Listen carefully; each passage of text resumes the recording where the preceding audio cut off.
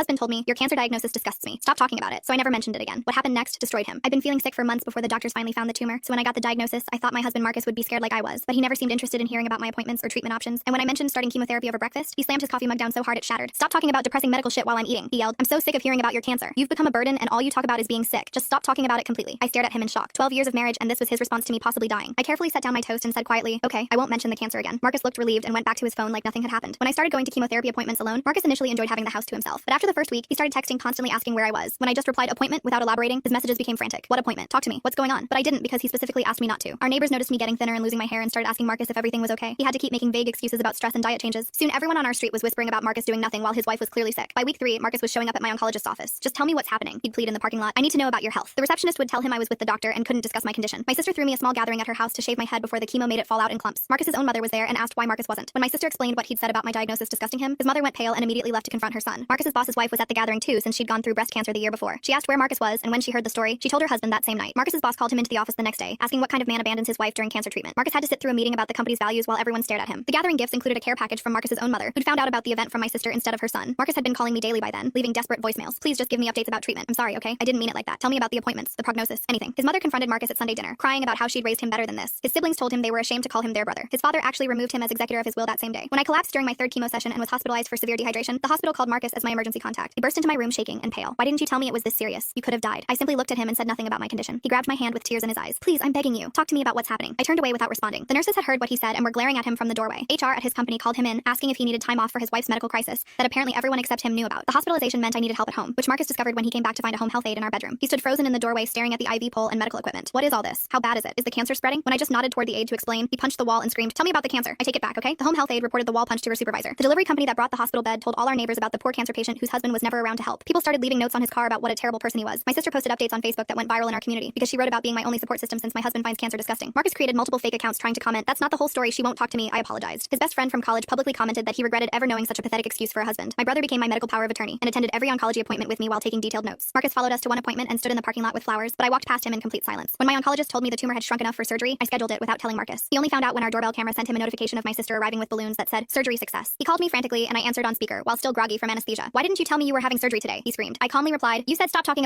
Take a screenshot and scan the QR code, search for the code on TikTok, and watch the second part for free.